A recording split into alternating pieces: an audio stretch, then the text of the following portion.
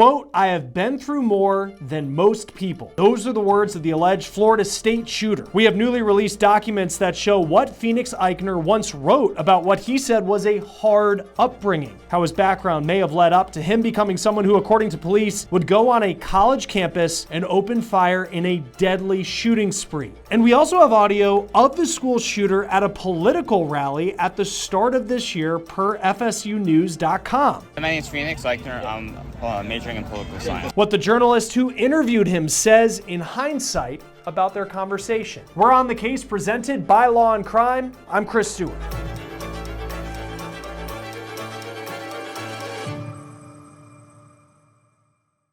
Right now, the alleged shooter at Florida State who killed 2 people is not cooperating with law enforcement. But Phoenix Ikner seems to have spent a lot of time trying to prove to law enforcement in Tallahassee, Florida, that he was worthy of helping the local sheriff's office. We've obtained an application that Ikner once wrote to the Leon County Sheriff's Office trying to get on its Youth Advisory Council. In that application, he talks about how he thinks he had a tough childhood, and you'll want to hear what he has to say on that part of it. Right now, Ikner is no friend to law enforcement. In fact, he's alleged to be exactly the opposite, an alleged killer who had extremist ideas and decided to take it out on innocent people on the campus of Florida State. Police say on April 17th, Ikner opened fire just before noon on the Tallahassee campus near the Student Union. Police say he killed 2 people and shot 5 others. The 2 victims he allegedly killed, they weren't students, they worked in food services at Florida State. They were both fathers. One is Robert Morales. He worked on the FSU campus in dining services. The other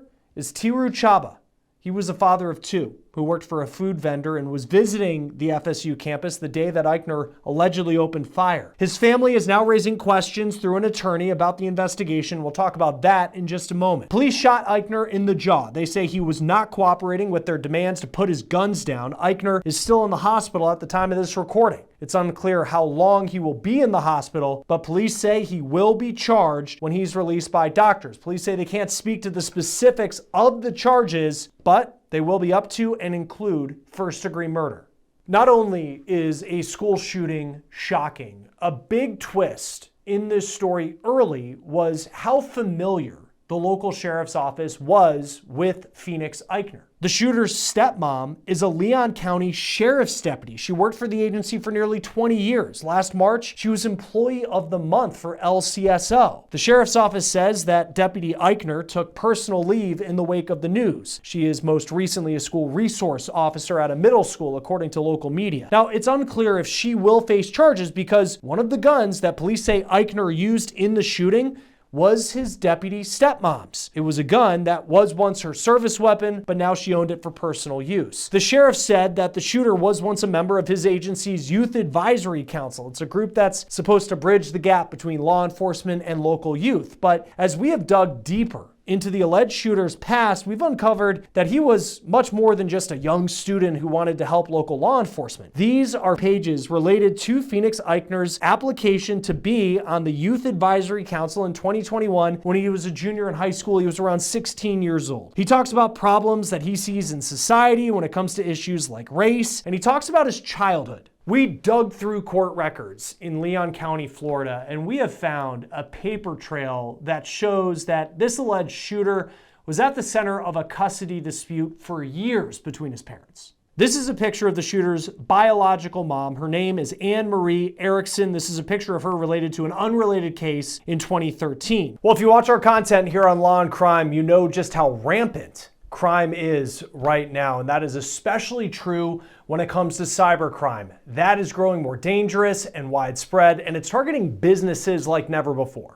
Listen to this. In 2024, 1 in 5 businesses fell victim to ransomware, and half of those are small businesses. Let that fact sink in. But don't worry, Apollo Networks is here to protect your business and help you fight against these business-ending threats. They use the latest cybersecurity technologies to monitor your systems 24 hours a day, 7 days a week, stopping threats before you even know they're there, preventing downtime and safeguarding your data. Beyond just protection, they optimize your daily operations by managing your backups, providing 24/7 tech support, and being your trusted partner for all your IT needs. Their mission is simple: deliver elite level security while helping your business run faster, more efficiently, and with peace of mind. No business is too big or too small, whether you have one computer or 1,000 computers. They have custom solutions fit for every industry. So head over to apollonetworks.com/onthecase. You can also scan this QR code on your screen. You'll get a free network health assessment and 50% off your first month.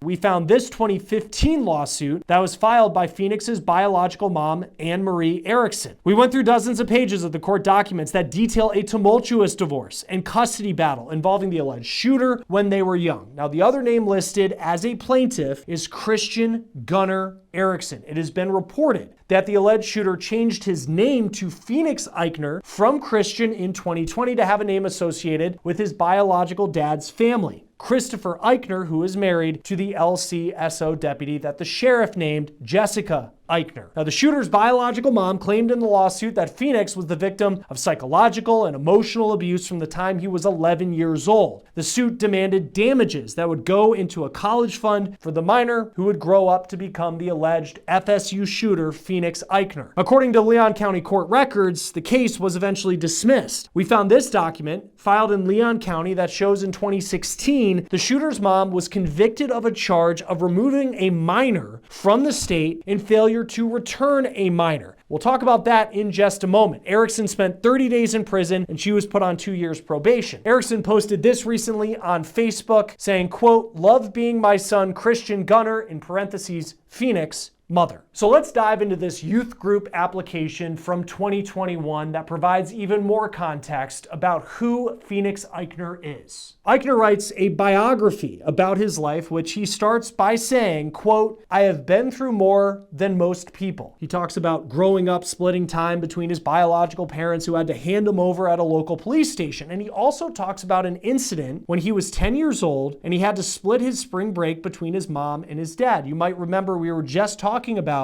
that case that landed his biological mom in prison in 2016, where she was convicted of removing a minor from the state in failure to return a minor. That very well may have been related to this story here. Ikner talks about how for the second half of his spring break, he was going to go with his mom. And he says that he was told for that part of the spring break, he was going to go to Disney, but instead he and his mom went on a plane and they flew to Norway and stayed there for more than 100 days. Eventually that became a legal issue. He says that he was given back to his biological father in Norway, then brought back to the US. And as we talked about, his mom was charged and convicted in that case. Ikner talks about needing counseling after that, and he says that he then joined his high school's JROTC when he was in high school, and he had plans to join the Air Force when he graduated with the hopes of one day becoming a teacher. Ikner did not join the military after high school. He eventually enrolled at Florida State, where he would eventually become an alleged school shooter and killer. Also in the application, Ikner is asked why he wants to become a member of this youth group, and he says, quote, "I can try and help Tallahassee become one of the best places for teenagers to live, grow up,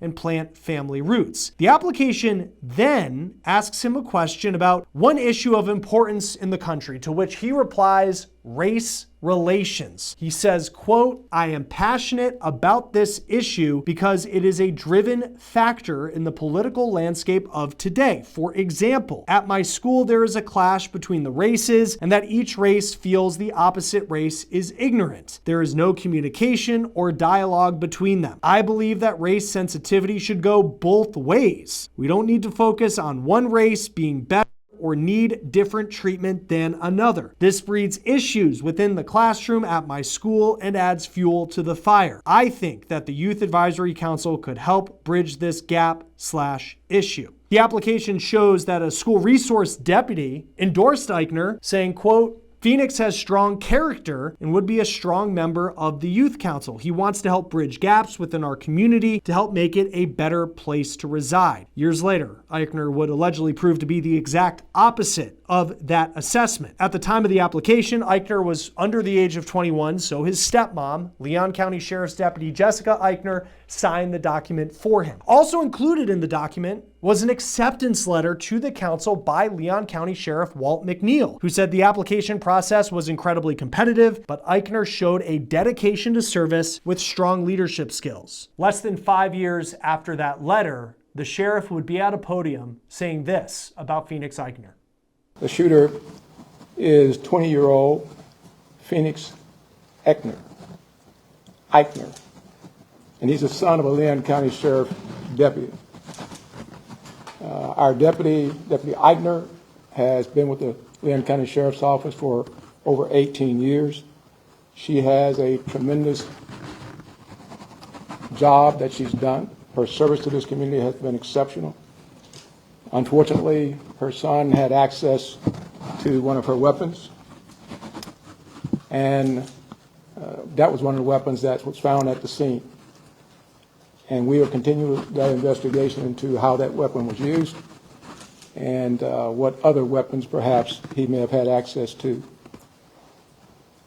The alleged shooter was also a long-standing member of the Lynn County Sheriff's Office Citizen Advisory or Youth Advisory Council. As much of a shock as it may be to Phoenix Ikner's family and the local law enforcement community that he is alleged to have committed this school shooting, those who knew him as a classmate have very different feelings.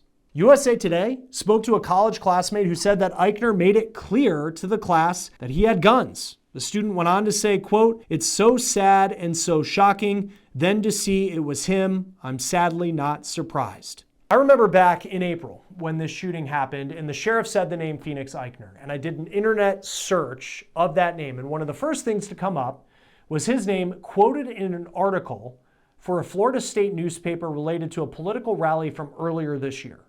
The article was about an anti-Trump protest on campus, and Ikner was there as a counter-protester. He was quoted saying, "These people are usually pretty entertaining, usually not for good reasons. I think it's a little too late. He, Trump, is already going to be inaugurated on January 20th, and there's not really much you can do unless you outright revolt, and I don't think anyone wants that." This is some of the audio from that interview with FSUnews.com. And there's not really much you can do unless you're going to like outright like revolt. So Yeah, exactly. I don't think anybody wants that. Yeah. You know, we all want to go home. Yeah. The journalist who spoke to Ikner, Justice Ulrich, says there isn't much he remembers that was out of the ordinary about Ikner on that day. Their interaction lasted only a couple of minutes. Ikner is alleged to have killed 2 people in the shooting. One was 57-year-old Robert Morales, a beloved figure on the FSU campus who worked in dining. His brother announced his death in a post on X. He wrote that Morales loved Florida State, his wife, and his daughter. The other victim is Tiru Chaba. He lived in South Carolina. He worked for a food service company. His family's attorneys held a news conference this week on the FSU campus calling for more transparency in the investigation. Here's a clip from WTXL TV. Now it's time to try to get some answers to the why and the what. The lawyers say they're not threatening legal action at the moment, but they do say they want to make sure they get information about this case. It's unclear how long the alleged shooter will be in the hospital. We do know that within hours of being taken into custody, he already had made it clear to deputies he would not be cooperating with the investigation. Joining us now to talk more about this case and where it goes from here is former NYPD detective and host of the Gold Shields podcast, Tom Smith. Always great to have you on Law and Crime. Thanks for joining us for this. As we look at Phoenix Ikner's background, I don't think anybody has sympathy for Phoenix Ikner because he had a bad childhood with what he's alleged to have done. There's a ton of people that grow up in broken families and they don't end up allegedly opening fire on a college campus. But when you look at his background and what he's accused of doing, what stands out to you? Well, his involvement in wanting to be part of a police agency or department really stood out, and the thought he had of a future in that really stands out, because then you just start to wonder what went wrong, what happened. The upbringing thing, I don't buy. There's many people that have rougher childhoods and growing up problems, and it didn't even seem to be that bad. So a lot of these assailants, lean back on something and fall back on an excuse of why they did it. And they'll come up with anything. And I think that's just what this is, an excuse of his criminal activity. Yeah, because you look at, it seemed like on the surface that this would be somebody, if you're running a youth group for a police agency, that this is the type of person you're looking for, seems very interested in bridging the gap between people within the community. And then you talk to some of the students who will say that he had some extremist views. But it seems like there's just this person in 2021, I think he put in that application. And then you get to this point where you're you're opening fire allegedly on a school campus. How do investigators go about, and he's not cooperating, go about figuring out how he made the leap from that application and the person we read there to then the person he is now? Yep, most of the time in these cases is always red flags, and it's just a matter of these investigators digging and finding them on his social media posts, on his phone, on his computer, conversations he may have had with others. It's going to be digging into his past of where this went wrong and where these ideas, popped into his head. But in every case, in every school shooting case that I can remember, even the one that I was lucky enough to stop a few years ago, there's always a precursor to these and a leaping off point. And that's where they need to get to, of where this actually went wrong, and then take it from there. They have him alive. He is not cooperating, but maybe that changes one day and he opens up a little bit about, what took place in leading up to this. I want to know what type of incident were you able to stop? We had a threat of a school shooting in my town where I was working in the FBI's Joint Terrorism Task Force at the time. And we got a tip that there was going to be a school shooter. He was targeting the school. And we spent day and night doing everything we could to track him, get his social media posts, get search warrants together. And we had a target date of the last day of school. And luckily, we're able to arrest him about 2 days before the end of school. And during the search warrant, found the sketch of the classroom he was going to do it in, and also the hit list of the 5 students he was aiming to kill. What is the moment like when you find that type of evidence and realize what you actually were able to stop? Oh, it was incredible. We knew what he was thinking. We knew what was on his mind, but then to find the classroom sketch and the hit list was just an added kind of bonus of getting this all together, where we knew it was going. He was dangerous, and what he was thinking and what he was about to carry out, on top of the searches that he was doing on Google and social media posts and all that. And that's what I mean about this young kid. They need to go backwards in time and find a beginning of this, because there is always a beginning to this. Right, because there were enough students that came forward that just said that, I think he got kicked out of a free speech class, which says, it says a lot, that is, they were encouraging people to speak up, but he was at the point where I think the person who was running the class said our only rule was no Nazis, and it seems like he broke that. So it's like, how do you get to that point where you're having such aggressive views? Unfortunately, we've had so many examples of school shootings, mass shootings, where we start to dive into the beliefs of the people who are responsible. Just in your time in working these types of cases, what are some of the similarities that you see in the profiles of the people who do these things? Yeah, some are, wanting to be famous and wanting to be like the people they're looking up to, whether it's Columbine, which was the case in my investigation. He was a big fan of the Columbine shooters, or the Parkland shooting down in Florida. They want to be famous. They want to be on the news. They want to be as equal as these other, assailants who are always known now, even by name. They want to be that. And you have this bullying concept as well, but that always seems to be, as I said earlier in the interview, a fallback. That's always an excuse. There's always more to it than just that. And it's nailing that down, because, like I said, there's always a beginning. There's always a tipping point of where someone just goes wrong and where they want to get to.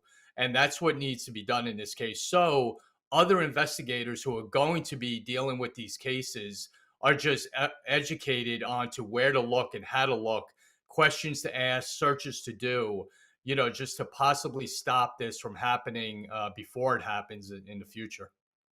His stepmom had served with the Leon County Sheriff for 20 years. She was reportedly a school resource officer. She was recognized as an employee of the month last year, but it was one of her guns that police say that her stepson used in this shooting at Florida State. What kind of trouble could she be in? Yeah, it depends on the circumstances around that weapon. I could see it being more on a department level disciplinary action than anything, especially if it was locked up, if it was in a safe box, but then the investigators need to talk to her about who had access to it. Was it a key? Was it a combination? Whatever it might have been. How often did he possibly go shooting with her? Was any of that even a thing?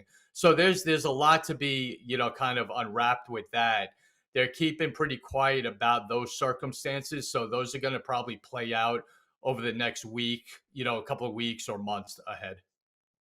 Because a lot of people thought about like the Crumbley case in Michigan, which was a high school shooting. In Georgia, not far from Atlanta, you had Winder, Georgia, the shooting with the Gray family. And those were cases where parents either gifted guns or allowed their children to have access to firearms. But in those specific cases, they were under the age of 18. In this case, he was a college student, legally an adult. How does that factor into, when looking at the stepmom, what type of responsibility she could have had in this? Yeah, like I said, a lot depends on the investigation, Chris, because in those other cases, there was a knowledge of the preparations or thought process that these kids were going through. I don't think, as of now, that's the case with this, but that can change. It all depends on, what his state of mind was. And listen, kids can hide a lot in their emotions and what their thoughts are, even from their parents. So a lot is going to be interviews that are conducted with her, searches of his room, searches of the house to see if there is any other evidence that's in common areas that are talking about something like this, or his searches on his computer. So a lot of it is going to be interviews and searches of the house and in and around the area. Yeah, we haven't heard yet what his social media. We knew he had social media from like Facebook and Instagram, and he was on X as well. But I have yet to hear about some of those other platforms that it seems like we hear about in some of these specific cases. It'll be interesting if he was active on those. What does the investigation look like at this point, where he'll be charged with some serious offenses once he's released from the hospital? But what more needs to be done as this case continues to be put together? Yeah, you're exactly right. Just because he's under arrest and he's injured doesn't mean the investigation stops. They know what happened, obviously, from the event, but there's a lot still to do. Like I said, an evidentiary collection of anything that can put a case together. You still need to put a case together from the district attorney's standpoint. So there's going to be evidence collected. There's going to be numerous interviews being conducted from anyone he had contact with, friends, family, school, teachers, anyone that was involved in his life is going to be interviewed about a state of mind or anything that was said. And like you said, a deep, deep dive into his social media accounts. And I am going to be shocked if nothing is found on those social media accounts, because just in past cases, that always seems to be kind of an outlet of letting your feelings and emotions out when it comes to something like this. And for some reason, there's always a diary somewhere of thoughts being written down in a book. So if that's not found as well, or a manifesto, whatever you want to call it, if something like that isn't found, I'll also be very surprised. He's not cooperating with authorities, and apparently he made that clear pretty quickly, because I think the sheriff gave a news conference within 4 hours of the event happening, and then by that point he said that he wasn't cooperating with the investigation. But with the evidence that's there, the amount of people that could say he was the person that did this, the deep dive that will go into his social media, do you even really need him to cooperate with it? Certainly would make it easier, but do you really need him to cooperate with the investigation to get a conviction? No, absolutely not. I mean, that's the norm. It's more normal not to have the assailant or suspect cooperating with police other than not. So I'm not surprised at that one bit, because he was kind of familiar with the criminal justice system or police work. So he's going to be quiet, but that doesn't have any impact on the investigation or the prosecution of him going forward at all. Is there the possibility for, and I know this might be more of a lawyer type question, but depending on his interactions with people online, I mean, that he could face, he hasn't been officially charged yet, but like federal charges that could go even further. Who knows who he was talking to online? Maybe he was talking to somebody in another state. Oh, absolutely. Especially, crossing the state lines on the internet is certainly part of the federal system and something they can look at if threats or communications were done with a thought process of committing a crime. That can always be added later if the federal government, the FBI for certain, will get involved to see if that is an avenue to go after him as well. When in your cases, and maybe even the one that you stopped, if you're able to talk to the parents of the person who's accused of committing this type of crime or someone who is planning to commit this type of crime, how often are they aware that they had someone in their house that could be capable of something like that? Not often, because it's your kid. You're not looking at it that way, and that's just a human nature. You're not looking at it as my son or daughter can be like this. So, and like I said, kids are very secretive when it comes to certain things. They're not going to let their parents know what they're thinking, even on what they're doing on a weekend, much less what they are planning on doing possibly at school. So, those conversations can take place, but a lot of times it's different than what the reality of it is.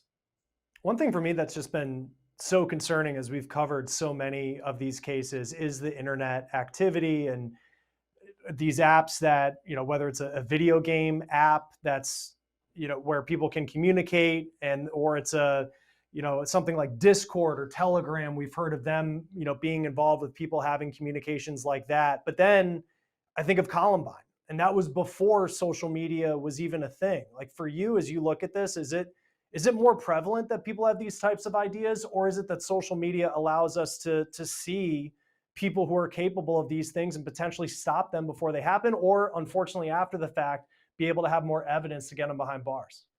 Yeah, right. I mean, I've had numerous conversations. Like when I was a kid growing up, none of this ever happened. You never had school shootings. You never had anyone even thinking about this. But then Columbine happens, and then the world of social media comes into play. And what it does, Chris, it gives people with this ideology or this way of thinking to communicate with possibly other people who think the same way. So what does that do? That ramps up the conversation. That puts more ideas into these kids' heads from other people that they're in contact with, other than just kind of being by yourself in your room. So the possibility of being egged on or cheered on about doing something is more prevalent, and more the opportunities there more with the age of social media and having so much contact with people around the world that can influence you. How do you, and especially with your work with the FBI as well, because it just seems like it's so prevalent on social media that people have twisted thoughts, but then it gets to the point where someone could say that they're planning to commit an attack. And for each time that there's an arrest or unfortunately an incident happens, it seems like there's just an infinite amount of people, way more than you would ever think, that are saying these things online. How do you go about, whether it's the FBI or even the NYPD, to be able to track people who do that and actually stop these things from happening? Right. The problem is, and it's not a problem, and I don't mean it that way, but the First Amendment, you can post and say anything you want, and that's the beauty of this country. But then it's the follow up to that is concerning, and what has to be, checked out or tracked. But I say this all the time, and I've said it in colleges I've spoken in and the NYPD Academy as well, that the police can't be everywhere, but the public can be. People and kids and students and teachers need to be more aware of these red flags that are said online in a classroom during a conversation that is going to, kind of get your attention. There's always something that's said in the planning stages of this that people are going to see and have to realize it's not right. I tell people all the time, you have a gut feeling about something, 99% of the time you're going to be right about it. So notify a teacher, notify a parent, notify the police if there's something concerning online, like what if questions. What if someone went into the school and shot it up? Pictures of guns, pictures of shotguns, pictures of past school shooters. All of that is meaning something. And people need to realize what those red flags are and bring it to the attention of the authorities. Yeah, so well put there. This is just a shocking case, but there's just a lot of questions, and we'll see what more comes out, especially if and when Phoenix Ikner gets released from the hospital. Tom Smith, always great to have you on Law and Crime. Thanks for being here.